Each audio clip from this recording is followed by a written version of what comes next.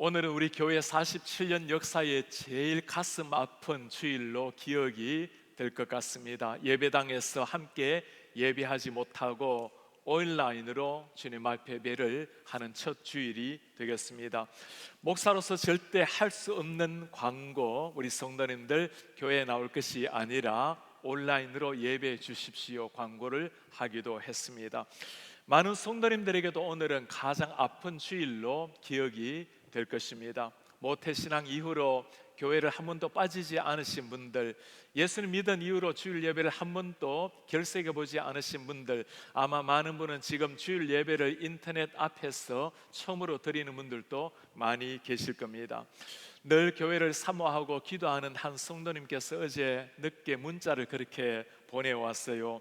목사님, 내일 주일을 생각하니 너무 가슴이 아픕니다. 계속 기도하며 눈물로 회개하며 은혜를 구합니다. 신실하게 교회를 섬기는 한 성도님의 고백입니다. 내가 태어난 후 지금까지 60평생 꿈에서도 상상하지 못했던 일이 일어났습니다. 교회가 문을 닫았습니다. 이렇게 고백하는 성도님도 있습니다. 예배당 안으로 들어가서 예배하지 못한다면 주차장에 파킹을 하고 교회 뜰에서라도 하나님을 예배하고 싶습니다. 아마 우리 모든 성도님들의 아픈 마음이 똑같을 테고 똑같은 심정일 겁니다. 이런 순간에 우리 그리스도인들은 실망하거나 낙심할 것이 아니라 우리가 이때 꼭 하셔야 될 일이 있습니다. 이 순간에도 우리 하나님께서 우리와 함께 하신다라는 것을 확실히 믿는 일입니다.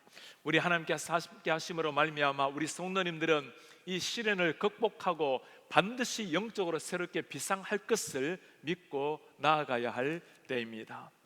우리 가정에서 남편과 아내 그리고 자녀들과 부모님들 간에 이런 일이 일어나기를 원합니다. 더욱더 친밀하게 하나가 되는 일들, 우리 자녀들이 이런 기회로 오히려 더 주님 앞에 바르게 예배할 것을 잘 가르쳐서 온 가족이 올바른 예배자로 세워지기를 기대합니다.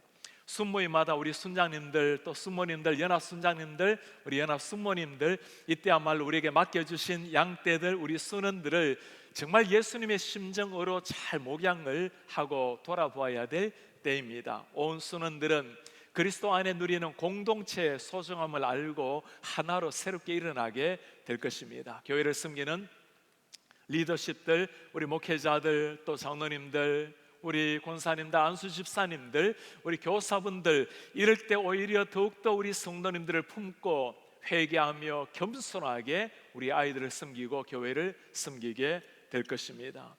이럴 때는 우리뿐만 아니라 주위에 특별히 고통을 당하는 많은 사람을 돌아보아야 할 때입니다. 자영업을 하는 많은 분들, 다양한 직업에 있는 분들이 이런 시기에 참 위기를 경험을 하게 될 것입니다. 하나님께서 이분들에게 이 시련을 반드시 이겨내고 하나님께서 더 큰 은혜로 인도하시기를 간절히 기도합니다. 우리 교회는 이런 시대에 또한 영적인 사회적인 사명도 감당을 해야 할 때입니다. 바이러스가 지나간다고 사람들 마음속에 평강이 오는 것은 아니죠. 우리가 다 아는 바입니다. 예수 그리스도를 만날 때, 주님 앞에서 내 자신을 정말 발견할 때, 그때 진정한 평강과 자유를 누리게 될 것입니다. 많은 사람이 두려워하고 걱정하고 있는 이 시기에 주님으로 말미암는 평강, 하나님만이 주실 수 있는 진정한 기쁨을 선물해야 될 때가 바로 이 시점입니다. 이럴 때면 우리 교회가 또한 이웃 교회를 잘 돌아봐야 될 책임도 있습니다. 많은 작은 교회는 이런 어려움 속에서 참 힘겹게 이겨나가게 될 것입니다. 이 워싱턴 지역의 한 교회라도 이 일로 말미암아 무너지는 일이 없도록 우리는 기도하고 또 배려하고 관심 가지고 도와줘야 할 것입니다. 우리 성도님들, 이 모든 시련들은 결국에는 다 지나가게 될 것입니다. 먼 훗날 우리가 오늘을 돌아보면서 이런 고백을 꼭 하기를 원합니다. 주님, 거센 풍랑을 우리가 만났지만 이로 말미암아 더 주님을 깊이 만나게 되었습니다. 주님, 우리 교회가 환난 어려움을 겪었지만 그러나 이로 말미암아 모든 성도는 더욱더 영적인 비상을 더욱더 성숙하게 되었습니다. 우리가 그렇게 믿고 확신하는 데는 이유가 있는 겁니다. 이 순간에도 우리 하나님께서 함께 하시고 주님의 그 자비하신 눈길, 그 사랑의 손길이 우리와 함께 하고 계신다라는 것을 확신하고 믿기 때문입니다. 우리 이 시간에 곁에 우리 가족분들끼리 많이 앉아 계실 텐데, 우리 아내, 남편, 또 자녀들, 우리 부모님들 함께 계시면 우리 손을 꼭 잡고 한번 서로 축복하고 인사하기를 원합니다. 힘내십시오. 주님이 함께 하십니다. 힘내십시오. 주님이 함께 하십니다. 미국에서 강철 왕이라고 불리우는 사람, 기부 문화를 시작한 사람 앤드류 카네기가 있습니다. 카네기 사무실에 특별한 그림이 한 점 그려져 있어요. 버려진 듯한 배를 젓는 노 하나, 그리고 그 그림 밑에는 글귀가 하나 쓰여져 있습니다. The high tide will come. 반드시 밀물이 온다. On that day I will go out to the sea. 그날에 나는 바다로 나아가리라. 반드시 밀물이 온다. 나는 그날 배를 띄우리라. 영국의 이민자의 가난한 아들로 자라났던 카네기였습니다. 젊은 날 이집 저집 다니면서 셀즈맨으로 고생했던 사람입니다.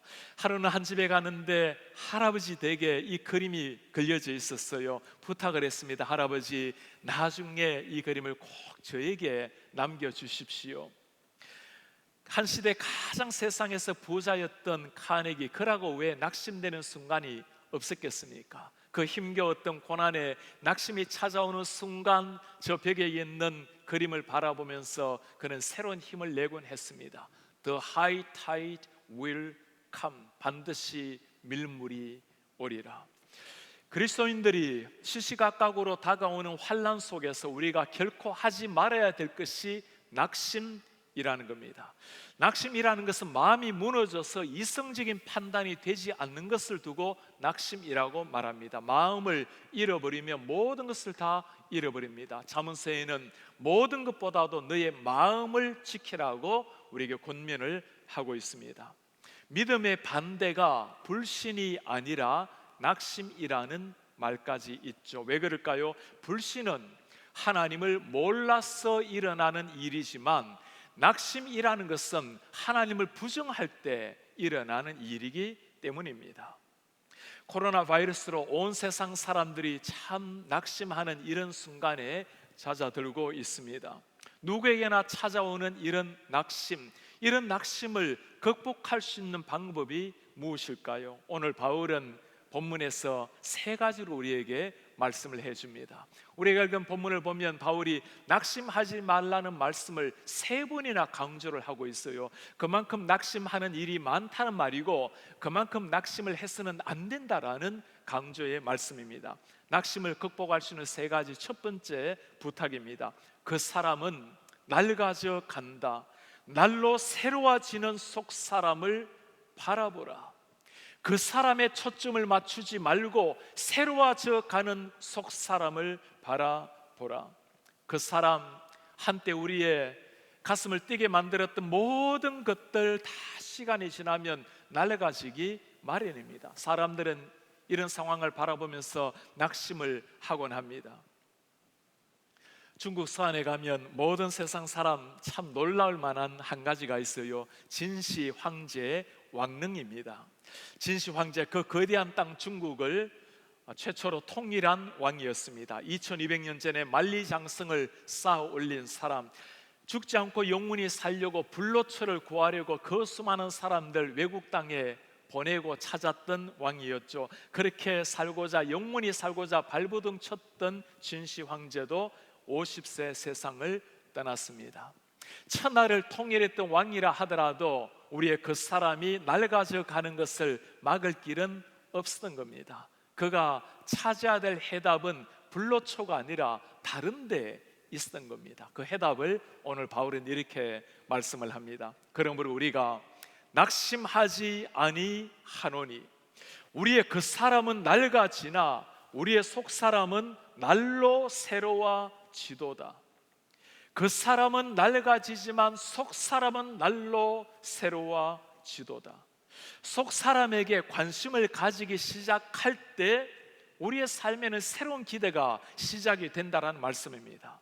하나님의 사람들에게는 그 사람이 낡아져 가는 것이 낙심 실망이 아닙니다. 새로운 세계가 열리는 겁니다. 우리가 읽었던 말씀 다음 절 고린도후서 5장 1절에 하는 말씀이에요. 만일 땅에 있는 우리의 장막집이 무너지면, 땅의 장막이 무너진다라는 거, 우리 육신이 시간이 지남에 따라서 나약해지고 죽음을 가리키죠. 하나님이 지으신 집, 곧 손으로 지은 것이 아니요 하늘에 있는 영원한 집이 우리에게 있는 줄 아느니라.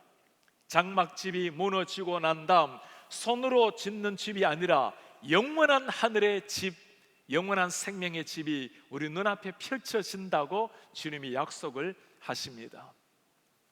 고등학교 다닐 때 제 절친한 친구가 그 동네에 가면 폐지를 수집해서 종이로 만드는 공장이 있습니다. 그 지저분한 폐지를 다 세탁해서 공장 기계에 돌리고 나면 아주 깨끗한 새로운 종이가 되어서 나오는 것을 보았습니다. 시간이 지나면 우리 모든 사람들은 다 폐지처럼 낡아져 갈 것입니다. 이런 우리에게, 예의 없는 우리에게 기적 같은 일이 일어난 거예요.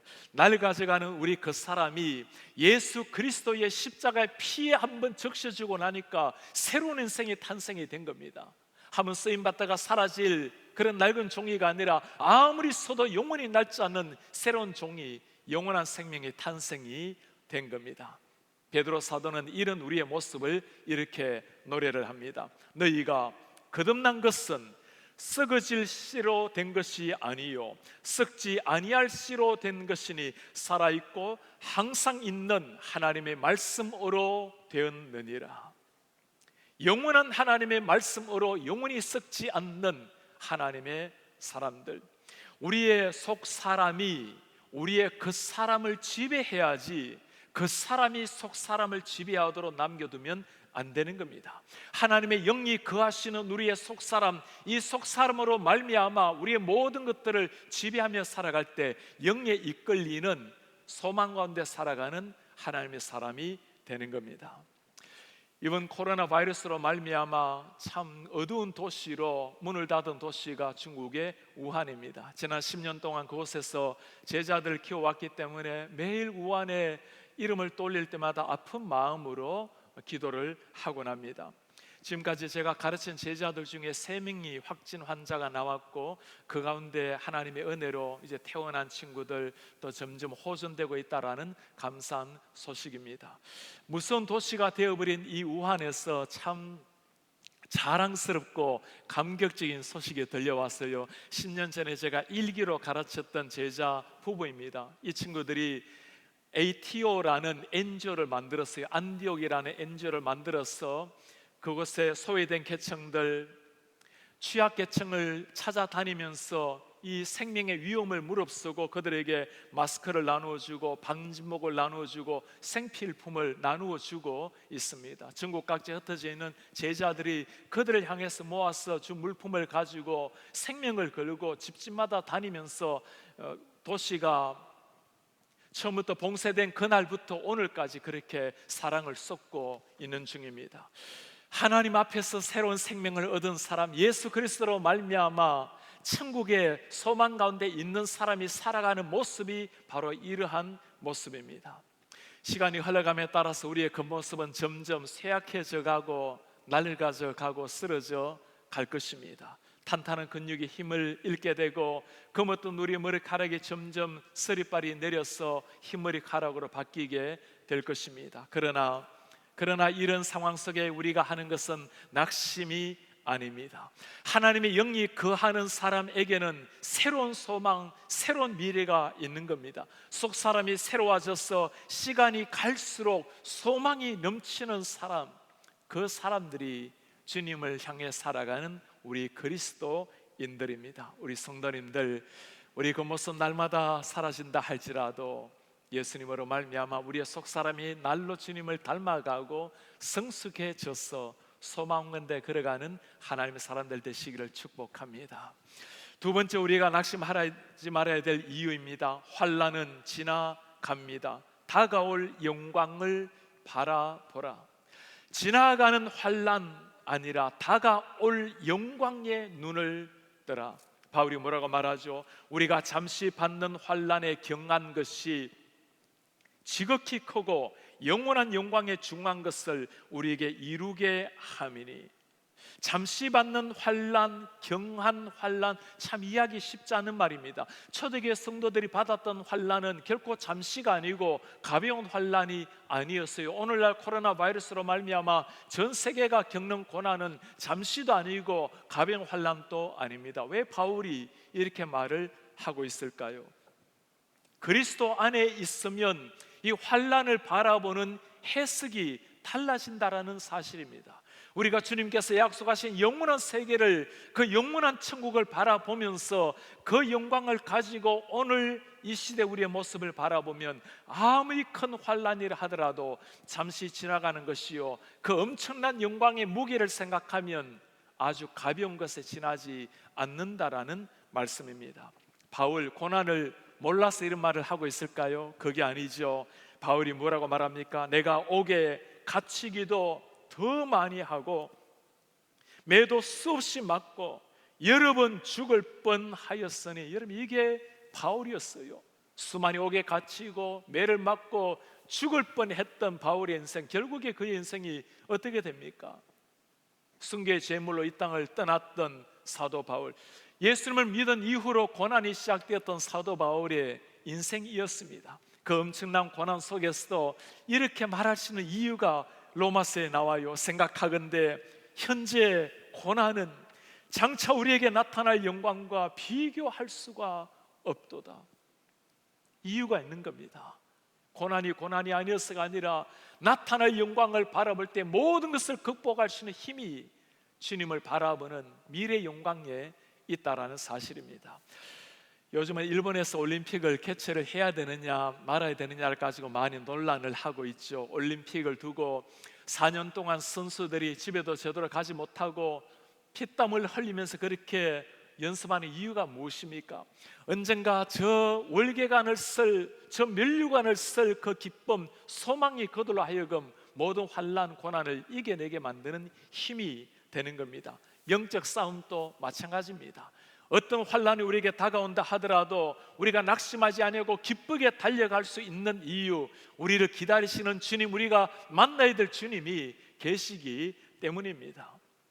캐나다 로키 산맥의 한 줄기를 등산을 했을 때였습니다. 아주 높은 산이어서 올라가는데 얼마나 힘이 드는지, 그래도 정상에 올라가는 그 소망을 가지고 땀을 흘리며 올라가고 있는데 너무나 지쳐있는 그 순간 제 정신을 번쩍 들게 만드는 상황이 눈앞에 펼쳐졌어요. 저 앞에 보니까 이 젊은 여인 둘이가 아이 하나씩 업고 올라가는 거예요. 정상에 올라가서 그 아이들과 함께 바라볼 그 기쁨을 가지고 올라가는 사람들, 기대감이라는 것이, 소망이라는 것이 주는 힘이 바로 이런 겁니다. 우리 성도님들, 오늘 겪고 있는 이런 어려움들, 우리 눈앞에 펼쳐진 환난들, 시간이 지나면 다 지나가게 될 것입니다. 우리 하나님의 백성들, KCPC의 사랑하는 성도들이 손을 맞잡고 악수를 하고 어깨를 부딪히며 주님을 찬양할, 예배할 날이 멀지 않아서 다가오게 될 것입니다. 이 땅의 삶도 마찬가지입니다. 주님 앞에 설 때까지 언제나 우리 눈앞에는 끝없는 환난이 다가오게 될 것입니다. 그러나 우리가 믿는 것이 하나가 있어요. 반드시 그 날이 온다라는 거. The high tide will come. 반드시 밀물이 올 때가 있다라는 사실입니다. 이 주님을 바라보는 사람에게는 낙심이라는 것이 없습니다. 환난을 통해서 오히려 더 주님을 기쁘게 알아가는 하나님의 사람들이기 때문입니다. 우리가 낙심을 하지 말아야 될 세 번째 이유가 있습니다. 보이는 것이 전부가 아니기 때문입니다. 영원한 것을 사모하라. 잠시 눈앞에 사라질 것에 너무 주목하지 말고 영원한 것을 사모하라. 보이는 것을 다 얻는 사람이 세상에 누가 있겠습니까? 원하는 것을 얻지 못했다고 실망하고 낙심하고 이게 아니라는 거죠. 그리스도인은 그래서는 안 된다는 겁니다. 바울이 무엇이라고 부탁을 합니까? 우리가 주목하는 것은 보이는 것이 아니요 보이지 않는 것이니, 보이는 것은 잠깐이요 보이지 않는 것은 영원함이니라. 잠시 있다가 사라질 것들에 너무 마음을 많이 쏟지 말라는 겁니다. 영원히 우리에게 다가오실 그 나라, 주님의 나라, 우리 하나님 묵상하며 살라라는 말씀입니다. 우리 성도님들, 요즘 우리의 관심이 어디에 집중되어 있는지 한번 물어보시기를 바랍니다. 코로나 바이러스에 대한 소식을 위해서는 하루에 수십 번 또 인터넷을 들어가고 뉴스를 확인하려고 하지 않습니까? 세상 돌아가는 것을 빠르게 아는 것은 귀한 일입니다. 그러나 문제가 무엇이죠? 다시 한번 물어보세요. 우리는 하루에 몇 번이나 하나님의 말씀에 집중하고 말씀에 귀를 기울이고 계십니까? 이 위기의 순간에 얼마나 주님 앞에 무릎을 꿇고 회개하며 더 간절한 마음으로 기도를 하고 계십니까? 여러분 꼭 기억을 하시기 바랍니다. 우리가 묵상해야 될 것은 문제가 아니라 예수 그리스도십니다. 문제가 아니라 예수님을 묵상하는 삶, 세상 돌아가는 것에 지배를 당하는 인생이 아니라 하나님의 성령의 지배를 당하는 인생, 그들의 삶이 그리스도인의 삶인 겁니다. 예수님을 믿고 하늘을 향해 살아가는 사람들, 예수님 없이 땅 위의 것들만 바라보며 살아가는 사람들, 여러분 차이가 무엇일까요? 무엇을 바라보는 것의 차이입니다. 내가 하늘을 향해 살아가고 있는가? 아니면 땅의 끝만을 바라보고 살아가고 있는가? 똑같이 땅 위에 발을 디디고 살아가지만 무엇을 바라보는가에 따라서 우리의 인생이 달라지게 되는 겁니다. 오늘 사도 바울이, 주님을 만난 사도 바울, 주님을 향해 나아갔던 바울이 하는 고백이에요. 그러므로 너희가 그리스도와 함께 다시 살리심을 받았으면 위의 것을 찾으라. 거기는 그리스도께서 하나님 우편에 앉아 계시느니라. 위의 것을 생각하고 땅의 것을 생각하지 마라. 위의 것을 생각하고 땅의 것에 너무 집착하지 말라. 그리스도인이 어떤 상황 가운데서도 다시금 힘을 얻을 수 있는 이유가 바로 여기에 있는 겁니다. 위의 것을 바라볼 때 상황이 좋아졌어가 아니죠. 낙심할 만한 것이 없었어가 아닙니다. 우리가 바라봐야 될 주님이 계시기 때문입니다. 시편의 기자가 이런 환난 속에서 우리의 삶을 노래합니다. 내 영혼아, 내가 어찌하여 낙심하며 어찌하여 내 속에서 불안해하는가? 너는 하나님께 소망을 두라. 그가 나타나 도우심으로 말미암아 내가 여전히 찬송하리로다. Hope in God. 하나님께 너의 소망을 두라. 오늘 우리가 주님께서 사도 바울을 통해서 들려주시는 낙심하지 말아야 될 세 가지 이유를 들었습니다. 사도 바울, 그 자신이 그렇게 살아갔던 사람입니다. 그 죽음에 낙심될 만한 상황 속에서도 부활하신 주님을 만났기에, 하늘을 향해서 시선이 고정되었기에 마지막까지 그렇게 달려갈 수가 있었습니다. 육신을 가지고 땅 위에 서 있지만 하늘에 속한 그리스도인의 삶, 예수님을 따라가는 모든 사람이 걸어가야 될 삶이 바로 이런 삶입니다. 전염병으로 온 세상이 아파하는 일, 세상 역사의 처음은 아니었습니다. 참 역사에 이런 일들이 많이들 있었죠. 종교 개혁가들 시대에서도 이런 흑사병이 세상을 강타했을 때가 있었습니다. 칼빈, 또 베자, 루터 모두가 이런 흑사병 속에 있었던 사람들이었습니다. 스위스의 개혁가 쯔빙글리에게 일어난 일입니다. 쯔빙글리가 스위스 쥐리히에 목회를 시작했을 때는 1519년 1월이었습니다. 목회를 시작하고 얼마가 되지 않아서 그 쥐리히에 흑사병이 돌기 시작했습니다. 인구가 7,000명쯤 되었는데 2,000명이 넘는 사람들이 흑사병으로 죽음을 당했습니다. 쯔빙글리의 아이들도 흑사병에 이 땅을 떠났습니다. 그 병든 영혼들 한 사람 한 사람 돌아보다가 자기 자신도 흑사병에 걸리게 되었습니다. 죽음의 사경을 헤매다가 2달 후에 하나님의 은혜로 일어나게 되었어요. 그 쯔빙글리가 당시의 심경을 이렇게 글로 노래합니다.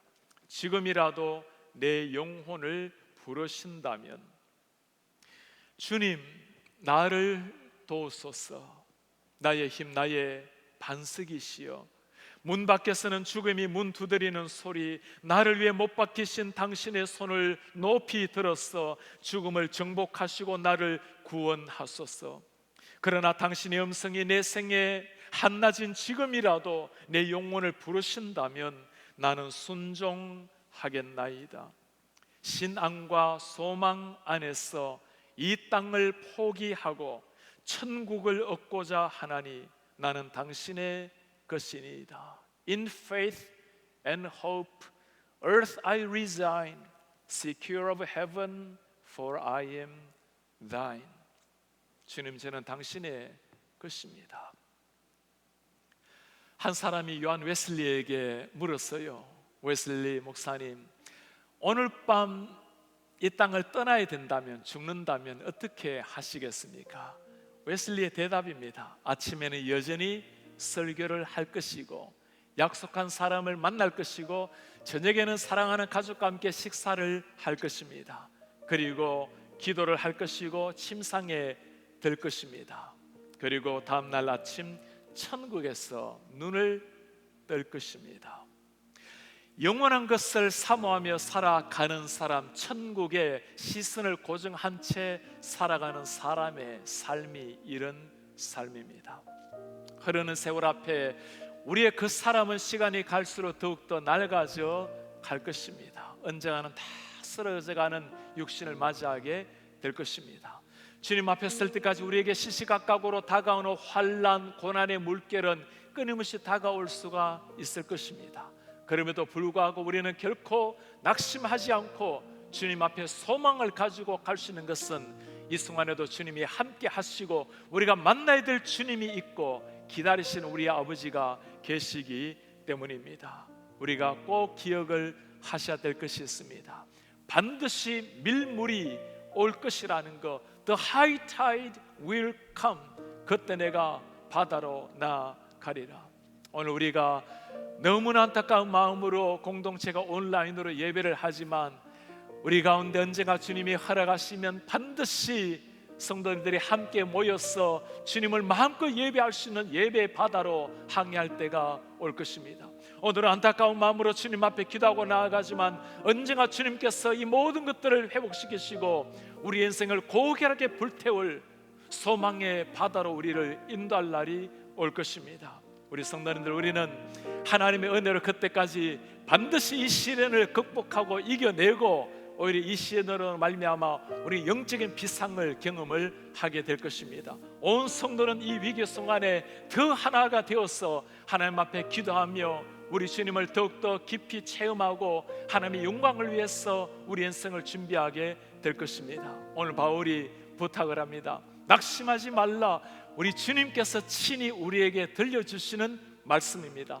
함께 하시는 하나님, 우리를 기다리시는 주님, 오른손을 붙들고 계시는 주님이 계시기 때문입니다. 이 주님으로 말미암아 어떤 환난 상황 속에서도 다시 한번 일어나서 주님과 함께 소망 가운데 멋지게 힘을 얻어 걸어가시는 우리 성도들 되시기를 주님의 이름으로 축복합니다.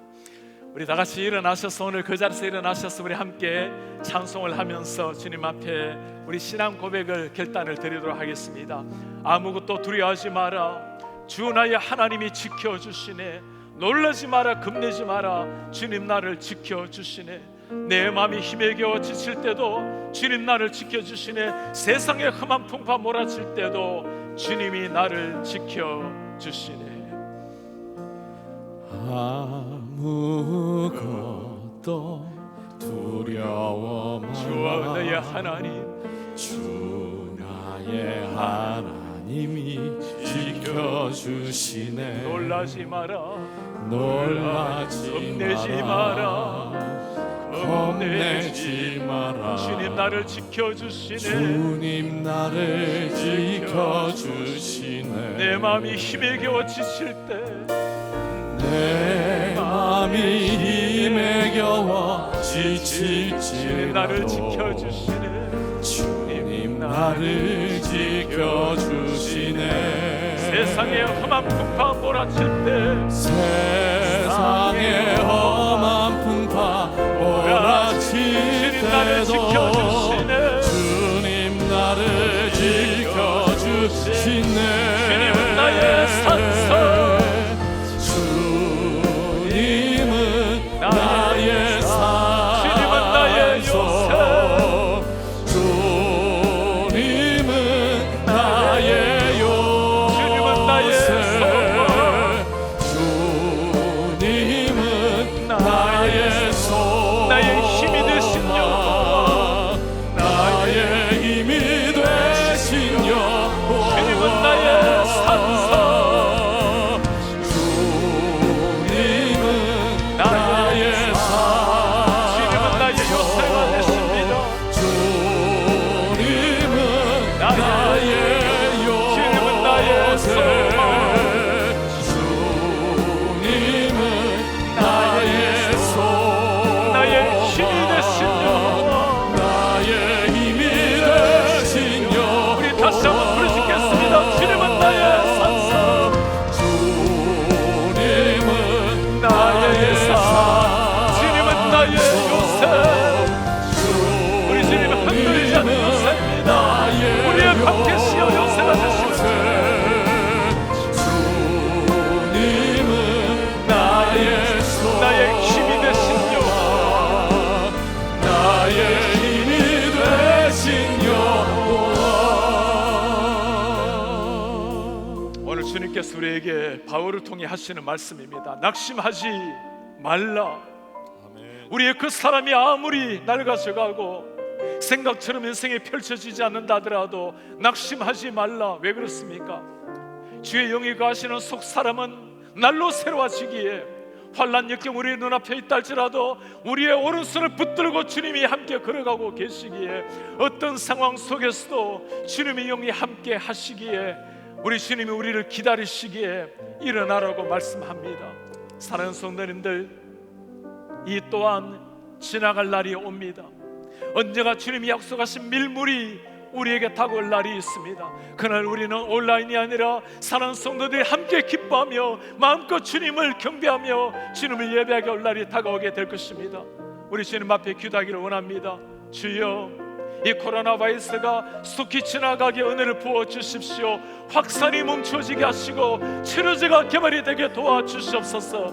워싱턴 지역의 확산을 묶어주시고 우리 성도님들 불꽃 같은 눈동자로 지켜주옵소서.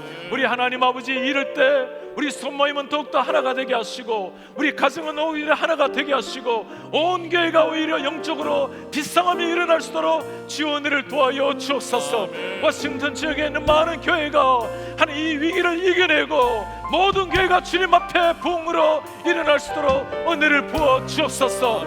조국 교회, 한국 교회, 미국 교회가 다시 한번 일어나서 하나님의 찬란한 영광을 구할 수 있도록 지원을 부어 주옵소서. 우리 간절한 마음으로 주님 앞에 기도하겠습니다. 주여, 나의 하나님 앞에 힘이 되신 간절한 마음으로 기도합니다.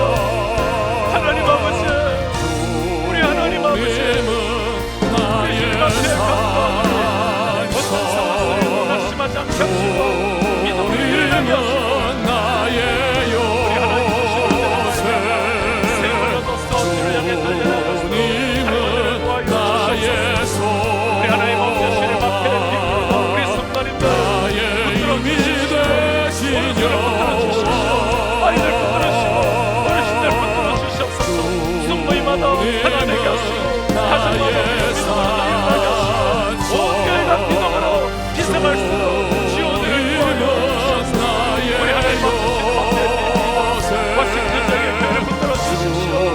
하나님의 목사들마다 붙들어주십시오. 중교회와 미국 교회를 붙들어주시옵소서. 나의 힘이 되신 존귀하신 우리의 하나님 아버지, 오늘 사도 바울을 통해서 들려주신 하나님의 그 음성, 낙심하지 말라. 주님, 우리가 가슴에 새깁니다. 우리의 그 사람이 날로 낡아질지라도 생각처럼 인생이 펼쳐지지 않는다 할지라도 곡선길에 우리가 들어선다 할지라도 우리는 여전히 주님을 바라보고 천국을 소망하며 담담하게 여유 있는 미소를 짓고 하나님 앞에 걸어가겠습니다. 주님, 두려움에 쌓여있는 사람들, 근심걱정으로 쌓여있는 사람들, 코로나 바이러스가 지나간다고 결코 얻을 수 없는 평안, 예수님만이 줄 수 있는 평안, 진정한 자유, 이런 시기에 증거하는 하나님의 사람들이 되게 하옵소서. 우리 성도님들을 지켜주십시오. 어린아이들, 강건하게 어르신들 당신의 오른손으로 붙들어 주시옵소서. 순모임마다 이럴 때 더 형제자매 정이 깊이 하나 되게 하시고, 가족마다 이때 더 하나로 일어나게 하시고, 캐시피시 온 식구들이 이 위기 순간을 이겨내고 영적으로 비상에 나아갈 수 있도록 주여 은혜를 도와여 주옵소서. 자영업을 하는 많은 분들 참으로 안타까운 위기를 겪고 있습니다. 주님, 이겨낼 수 있도록 붙들어 주옵소서. 워싱턴에 있는 많은 작은 교회들, 우리 하나님 아버지 이 위기 순간에 한 교회도 무너지지 않도록 하나님 오른손으로 붙들어 주옵소서. 주여, 비오니 조국교회, 한국교회, 미국교회가 이런 시기에 주님 앞에 바짝 엎드려 회개하게 하시고 겸손하게 주의 긍휼을 구하게 하시고, 우리 모든 성도님들도 주님 앞에 안락하게 살아왔던 모든 날들, 정상으로 마음껏 평범하게 보이던 것들 소중하게 간직하게 하시고, 더욱더 주님 앞에 나아가 하나님을 갈망하는 사랑하는 성도들 되게 하옵소서. 우리 주님 앞에 모든 것을 감사를 드리고 그렇게 행하실 주님을 바라보며 우리 주 예수 그리스도의 이름으로 기도하옵나이다. 아멘. 주 예수 그리스도의 은혜와 하나님의 사랑과 성령의 교통하심이, 낙심하지 마라, 오히려 일어나서 강건한 속사람으로 주를 향해 나아가라고 힘을 내라고 말씀하시는 우리 주님의 음성 가슴에 새기고, 나뿐만 아니라 우리의 가정을 새롭게 일으켜 세우고 우리의 순모임을 새롭게 하고 온 교회를 영적인 비상으로 일으키기를 원하는 주의 모든 백성들 머리 위에 지금부터 영원토록 함께 있을지어다. 아멘.